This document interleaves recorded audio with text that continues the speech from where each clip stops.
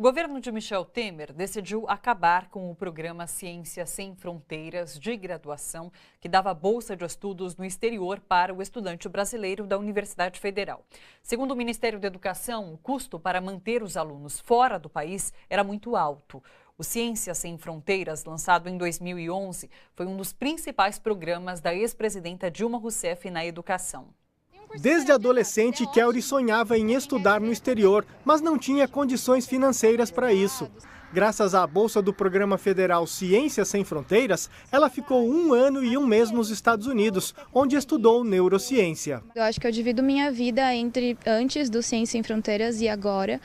E assim, toda a minha meta de vida hoje eu construí lá, porque eu quero estar na universidade, eu quero seguir carreira acadêmica, quero contribuir para o crescimento do país pesquisando. Só que o que eu faço hoje eu sou professora de inglês. Também é possível dado o que aconteceu lá. Então toda a minha fonte de renda hoje acontece por causa do Ciência Sem Fronteiras. Assim como Kelly, outros 93 mil jovens universitários conseguiram estudar no exterior graças ao programa criado em 2011 no governo da presidenta Dilma Rousseff. O objetivo era incentivar a pesquisa científica e a formação acadêmica de estudantes universitários nas áreas estratégicas como engenharia, computação, saúde e ciências. Mas neste mês, o governo Temer acabou com o Ciência Sem Fronteiras na modalidade graduação. Alegou que o investimento anual de 3,5 bilhões de reais trouxe poucos resultados. Daniel Cara, da Campanha Nacional pelo Direito à Educação, afirma que o governo Temer não pode avaliar o programa em 6 anos, porque os resultados não são imediatos. Educação não é corrida de 100 metros, é maratona. Você precisa ter um tempo para ter retorno. O Brasil precisa aprender que não existe atalho em educação, não existe atalho em ciência, não existe atalho em tecnologia. Isso significa que ele precisa fazer os investimentos corretos que gerem boas sementes para depois colher os frutos lá na frente. Daniel afirma que o programa tem muitas falhas, como, por exemplo, alunos mal preparados e a falta de disciplinas de humanas, mas é um erro encerrar o Ciência Sem Fronteiras sem antes realizar aperfeiçoamentos. Ele acredita que o Brasil avançava em ciência e tecnologia e agora vai retroceder. Essas políticas de expansão de perspectivas que criam o horizonte para o Brasil estão sendo destruídas pelo governo Temer. Então, ele não tem a capacidade de avaliar ainda o Ciência Sem Fronteiras, ele acaba com um programa que é importante para o desenvolvimento da nação. A continuidade dos estudos é outra vantagem do programa. 20% dos bolsistas fazem mestrado. Já entre os que não participaram do intercâmbio, apenas 5% cursaram pós-graduação. Kelly lamenta o encerramento do Ciência Sem Fronteiras. É horrível, né? Porque como que a gente tem transformação social sem educação? Como que a gente tem mudança de qualquer coisa sem pensar no futuro, sem pensar a longo prazo? Investimento em educação no Brasil não existe, né? Educação básica é ridícula aqui. Então, como que a gente vai ter um país bem estruturado no futuro se a gente não está investindo na base? É triste mesmo. O ministro da Educação, Mendonça Filho, foi recebido com protestos por um grupo de pessoas que aguardava a chegada de deputados federais no Aeroporto Internacional do Recife. Mendonça Filho tentou rebater as acusações enquanto era retirado por seguranças. Veja no vídeo divulgado nas redes sociais.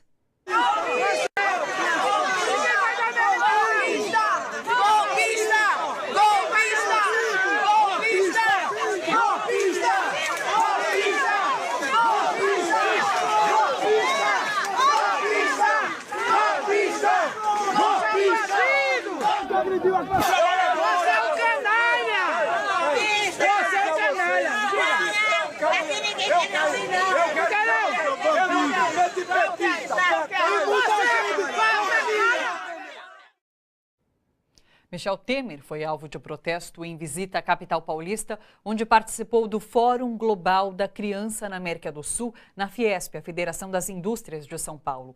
Movimentos sociais de defesa dos direitos de crianças e adolescentes criticaram a participação do presidente no evento, que faz parte da agenda da Unicef, o Fundo das Nações Unidas. A entidade da ONU criticou recentemente a PEC do congelamento de gastos proposta e aprovada pelo governo Temer. O grupo de manifestantes se reuniu em frente ao prédio da Fiesp, na Avenida Paulista, segurando uma enorme faixa escrita "Crianças e adolescentes contra o golpe no Brasil". Os manifestantes criticaram reformas antidemocráticas que ocorreram no Brasil e podem afetar a vida de crianças e adolescentes. Querem os nossos filhos e as nossas filhas com ensino precarizado, com trabalho precarizado, para trabalhar até morrer sem conseguir garantir o mínimo de direito. E é por isso que a gente está aqui, porque as filhas e os filhos da classe trabalhadora desse país, junto com as organizações, não permitirão passar batido projetos como esse. Estão fazendo políticas das quais não atende a população, atende quem tem dinheiro, e a gente tem que repudiar isso. Quem também foi escrachado foi o juiz Sérgio Moro, em Buenos Aires, na Argentina. Moro está no país para uma palestra sobre a Lava Jato e combate à corrupção no Brasil, na Universidade Católica Argentina. Um grupo de brasileiros e argentinos esperou a chegada dele em frente à universidade para denunciar a atuação parcial de Moro na operação. Muitos seguravam fotos do juiz com o tucano Aécio Neves, um dos políticos mais citados na Lava Jato. Aí ele aí. Golpista! Golpista! Golpista! Juiz parcial! Arbitrário! Golpista! Golpistas, fascistas, não passarão! Golpistas, fascistas, não passarão! Golpistas, fascistas, não passarão! A Operação Lava Jato completou 3 anos com um saldo bastante negativo. A taxa de desemprego no país quase triplicou. Passou de 4,8% em 2014 para 13,2% este ano, segundo o IBGE. Para muitos especialistas, a Lava Jato teve grande influência no desmanche da economia. Empresas fechadas e desacreditadas dentro e fora do Brasil, obras públicas paralisadas, a lista inclui rodovias, ferrovias, metrô, hospitais e escolas. Estudiosos afirmam que a Lava Jato deixou de ser investigação e se transformou em crise política. Acompanhe na reportagem de Paulo Castilho. No último dia 17 de março, a Operação Lava Jato completou 3 anos. Começou de forma discreta numa investigação distante da cúpula do poder, envolvendo 2 doleiros, 2 deputados e o uso de um posto de gasolina em Brasília para a lavagem de dinheiro. De lá para cá, transformou-se no maior caso de investigação sobre corrupção no Brasil. Políticos, autoridades e executivos de empresas públicas e privadas foram sentenciados e presos pelo pagamento de propinas. Os prejuízos econômicos diretos e indiretos da Operação Lava Jato somam mais de 150 bilhões de reais do PIB, o Produto Interno Bruto, que é a soma das riquezas que o Brasil produz. A Lava Jato, ela é ambígua. Por que ela é ambígua? Por um lado, ela desnudou mais ou menos tudo o que se sabia, né, que o Brasil tinha uma corrupção estrutural que ela vem de anos, né, vem há muitos anos, quer dizer, há várias décadas, uma corrupção que não foi o PT que criou, que inventou, o PT se inseriu nela, né. Por outro lado, a própria Lava Jato, ela cometeu uma série de equívocos, uma série de erros, por exemplo, desvios constitucionais. O próprio Deltan Dallagnol, que é o procurador que coordena a Lava Jato, ele reconheceu uma coisa gravíssima do meu ponto de vista, que eles não estão investigando o PSDB. Quer dizer, então, a Lava Jato ela se tornou parcial e protetora do PSDB. Para o cientista político Aldo Fornazieri, as investigações da Lava Jato acabaram gerando uma crise política, que, somada ao congelamento de investimentos públicos, agravaram a crise econômica no Brasil e pioraram a situação para os trabalhadores. O desemprego ele se acentuou, provavelmente agora vamos, em 2017, vamos ter ao menos uma paralisia da recessão violenta, né? Mas a recuperação econômica, do meu ponto de vista, ela vai demorar mais tempo.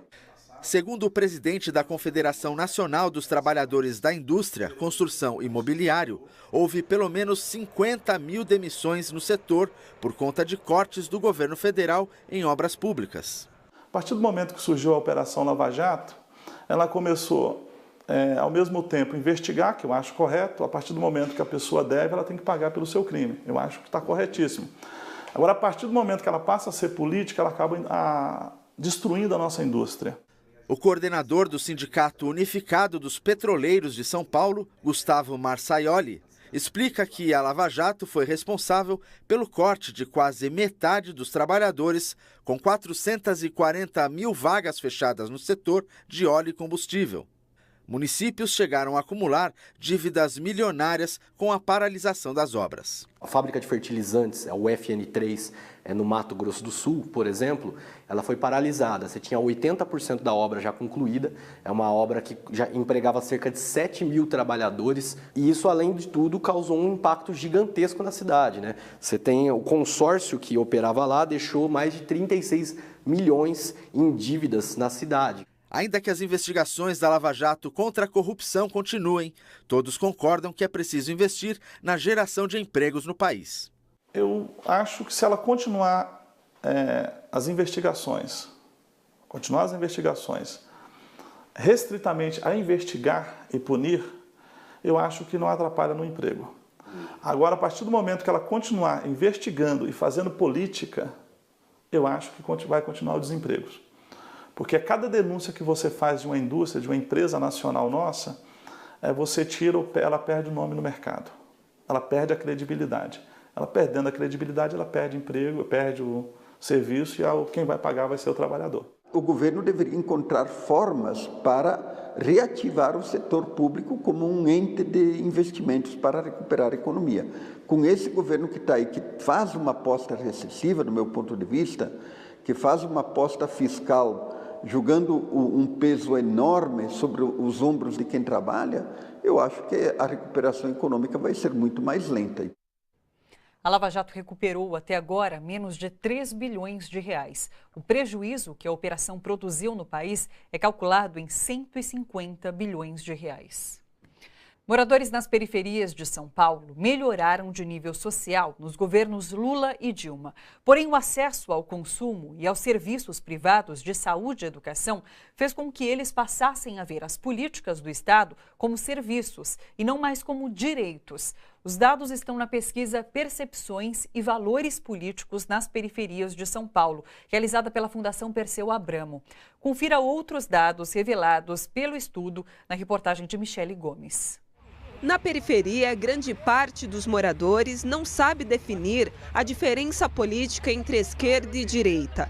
Este dado foi constatado na pesquisa Percepções e Valores Políticos nas Periferias de São Paulo, realizada entre novembro de 2016 e janeiro deste ano pela Fundação Perseu Abramo. O que você entende por direita e esquerda? A direita defende um lado. Qual lado? Eu acho que é o lado mais rico, vamos dizer assim, né?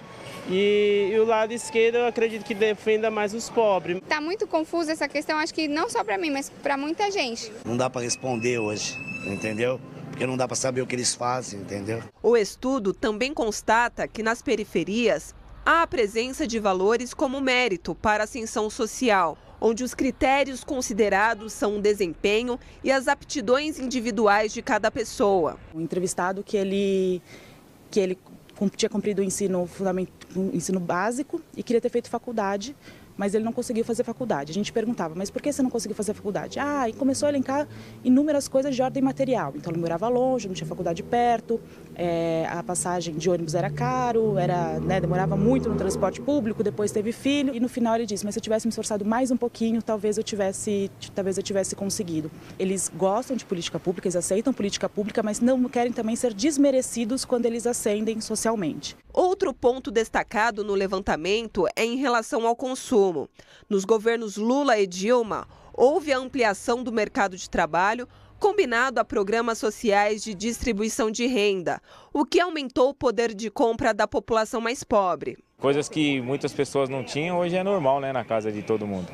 Tudo que a gente não tinha, nessas TV mais modernas, computador, tudo a gente tem agora. Só que esse aumento do poder de consumo também fortaleceu outros valores como o individualismo. A pesquisa identificou direitos como saúde e educação, vistos como mercadoria por alguns moradores. Graças a Deus eu pago meu plano de saúde. Os filhos fazer faculdade, né, que antes era mais só para quem tinha muito dinheiro, agora... Graças a Deus, minhas duas filhas estão fazendo faculdade. Só que nós temos que fazer a nossa parte e correr atrás. Quando elas acessam aos serviços privados de saúde, educação, por exemplo, elas passam a ver esses serviços como serviço simplesmente e perdem a perspectiva do direito, né? Então, quando você perde essa perspectiva do direito, da importância do Estado de te garantir direitos, esse pensamento pode ficar um pouco distorcido. De acordo com a pesquisa, esses valores liberais são impostos, na maioria das vezes, pela grande mídia, principalmente a televisão aberta, fonte de informação também na periferia. Eu assisto canais abertos. Rádio AM, FM, notícia. Metalúrgicos de Sorocaba e região, no interior de São Paulo, aprovam greve geral contra as reformas do governo Temer.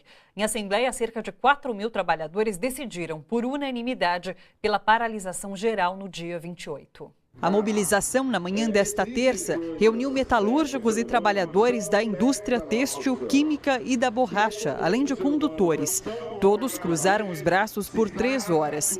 O ato faz parte da jornada de lutas de abril, chamada pelas centrais sindicais. O objetivo é informar a classe trabalhadora sobre a greve geral no próximo dia 28 contra as reformas trabalhista e previdenciária propostas pelo governo Temer e a aprovação da lei da terceirização irrestrita. O Partido dos Trabalhadores e o Partido Comunista do Brasil protocolaram no Supremo Tribunal Federal uma ação direta de inconstitucionalidade contra o projeto de lei da terceirização irrestrita sancionada na sexta-feira por Michel Temer. A Rede Sustentabilidade também já havia entrado no Supremo contra a nova lei.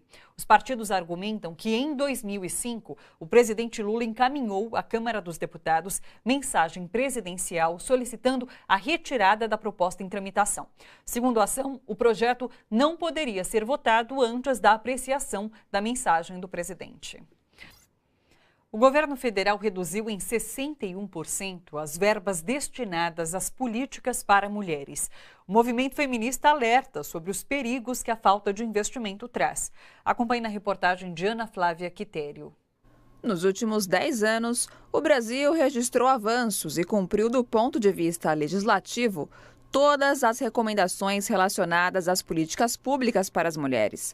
Porém, as conquistas obtidas pelas lutas dos movimentos feministas estão ameaçadas. A prova disso são as medidas do governo Michel Temer, que reduzem mais da metade as verbas destinadas a estes grupos. O valor destinado à assistência passou de R$ 42.900.000 em 2016 para R$ 16.700.000 em 2017. O montante voltado ao incentivo às políticas de autonomia das mulheres também sofreu corte considerável neste ano, de R$ 11,5 milhões no ano passado para R$ 5.300.000 neste ano, redução de 54%. Esse corte, né, do orçamento das políticas públicas sociais vai aumentar a violência, vai deixar as mulheres em uma condição de maior dependência, porque a gente tem que pensar que o governo já havia cortado muito, né, quando coloca a PEC 55, que é aquela de congelamento dos gastos. Isso vai significar para as mulheres que as crianças vão ter menos acesso à creche, então afeta, né, a autonomia econômica. Então é um conjunto de medidas que está tendo no Brasil que infelizmente a gente vai ver a situação de desigualdade das mulheres, principalmente das mulheres negras, das mulheres mais pobres, né, ser aprofundada em nosso país. Além do desmonte das políticas para as mulheres, os equipamentos públicos também são afetados. Em São Paulo, o atendimento às mulheres em situação de violência está precarizado. A gente tem um equipamento na cidade que, por hora, ele está fechado, né? Que é o Centro de Referência de São Miguel. E é um equipamento que foi inaugurado na gestão anterior. A gente não está num plano de enfrentamento à violência contra as mulheres, de ter alcançado, né, metas a ponto de dizer que a gente pode fechar equipamento porque a mulherada não está sofrendo violência, né? Muito pelo contrário, com todos esses impactos das restrições e da limitação e diminuição, né, de direitos sociais, a gente vê que a violência está se exacerbando.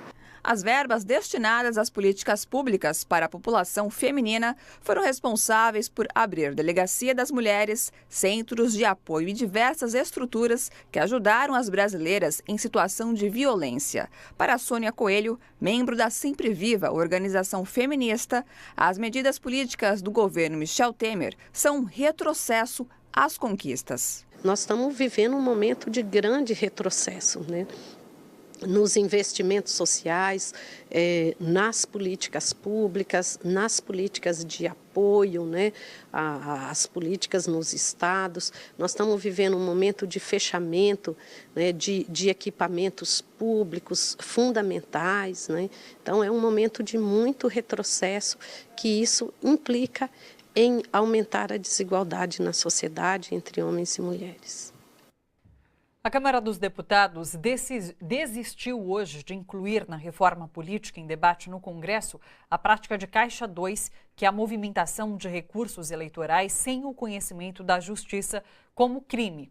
O relator do projeto, o deputado Vicente Cândido, do PT de São Paulo, retirou o item do texto após uma reunião com parlamentares na casa do presidente da Câmara, Rodrigo Maia, do DEM do Rio de Janeiro. Segundo o deputado, líderes partidários pediram para que o tema não fosse tratado no projeto. Atualmente, o Caixa 2 não é considerado crime. Famílias do Movimento dos Trabalhadores Sem Teto de Goiânia correm o risco de perder a posse de um terreno doado pela prefeitura da cidade na gestão passada. Um pastor pediu a reapropriação da terra que, segundo ele, foi doada sem autorização. A justiça está mediando o caso. O Seu Jornal recebeu imagens da visita da juíza ao terreno. Um pastor que mora ao lado do terreno reivindica a posse do local e acionou a justiça. Ele alega que a prefeitura doou ilegalmente parte de sua propriedade. Os moradores do acampamento Fidel Castro Presente mostram os termos de doação do terreno e de convênio de cooperação técnica com autorização para a construção de 155 moradias no local, assinados pelo então secretário municipal de Planejamento Urbano e Habitação, Sebastião Ferreira Leite. Rádio Libertadora Povo Sem Medo. O nome não é só sugestivo. O objetivo da rádio é esse mesmo: libertar os moradores de uma ocupação em São Paulo das notícias da grande imprensa. A rádio estreou neste fim de semana junto com um salão de beleza e um bazar. As caixas de som espalhadas em postes tocam música e informação. Boa tarde a todos os ouvintes da Libertadora Povo Sem Medo, 12h37. Hoje estamos dando início ao primeiro programa oficial da nossa Rádio Libertadora. Hoje nós vamos discutir a reforma da Previdência. A programação da Rádio Libertadora se espalha pelos postes da ocupação Povo Sem Medo do Capão Redondo. Acampados no terreno desde novembro de 2016, perto de 200 pessoas moram aqui.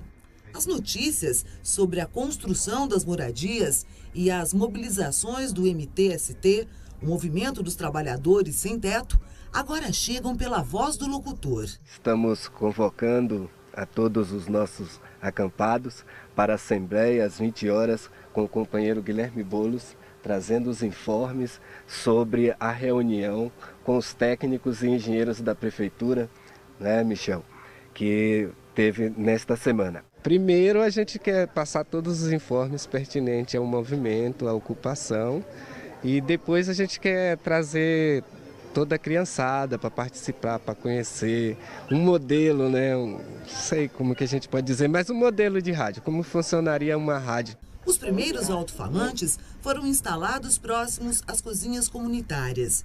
De olho na panela e ouvido na rádio, os cozinheiros ficam atentos às informações. Nós vamos falar também sobre a sanção ontem do presidente Michel Temer, o presidente golpista, também a sanção à lei da terceirização. Já para pagar as contas, enquanto lá ele está na vida boa e a gente está aqui, ó, lutando pelos nossos direitos. A gente, às vezes, depende de um informe da ocupação, né? Então, para a gente, é uma expectativa da gente escutar, se tiver alguma reunião, e também escutar esses informes da presidência, tudo o que está acontecendo com esse governo de hoje em dia. Para além dos informes oficiais, a Libertadora divulga os projetos internos da ocupação, que acabou de reabrir seu bazar e a inaugurar um salão de beleza. Deixa a gente convidar você para vir ver, conhecer quem ainda não veio. O nosso salão de beleza e também o bazar, que já está funcionando. O salão de beleza, você já sabe, é com preços bem abaixo da tabela. É muito legal a rádio, acho muito bom. Tomara que continue assim e todas as ocupações também. Tem a rádio para melhorar a comunicação entre os acampados e o povo, né? Vem boa hora. A gente fica ouvindo música, fazendo as coisas e é perfeito. A gente fica informada a respeito do que está acontecendo lá fora, né? Entre uma informação e outra, a música envolve o acampamento. Os poucos equipamentos que garantem que o som da Libertadora chegue aos postes foram doados. O isolamento acústico do estúdio foi feito com embalagens de ovos, isopor e colchões usados. Com essa originalidade e ousadia, a Libertadora do Povo Sem Medo já virou modelo de comunicação para outras ocupações. A gente não tinha essa ideia não, essa pretensão não, mas acabou que as outras ocupações se interessaram e também estão querendo fazer um projeto igual. Olha só, muita gente já acompanha o seu jornal pelo Facebook ou pelo YouTube. Para quem ainda não sabe, é só acessar o facebook.com/RedeTVT ou youtube.com/RedeTVT. Entra lá, curte a nossa página, ajude a espalhar o seu jornal e a TVT por todo o Brasil. Eu quero renovar o convite, você pode enviar um vídeo aqui para o seu jornal sobre temas que você considera relevantes e de interesse coletivo. Se a nossa equipe considerar viável, ele será divulgado aqui. É super fácil, você grava o vídeo no seu celular, aí você inclui esse número aqui, olha, 11 997 984 042. Coloca nos seus contatos e envia o vídeo com seu nome, cidade e estado. Esse número funciona com o WhatsApp e o Telegram. Vou repetir o número da TVT para você enviar vídeos aqui para o seu jornal. É o 11 997 984 042. E para assistir às reportagens do seu jornal e também os outros conteúdos produzidos pela TVT, é só acessar o nosso portal. Você fica agora com o Repórter Brasil, logo depois, às 8h30, tem o Panorama, com as notícias que foram destaque aqui no seu jornal. A gente fica por aqui, uma boa noite a todas e todos e até amanhã.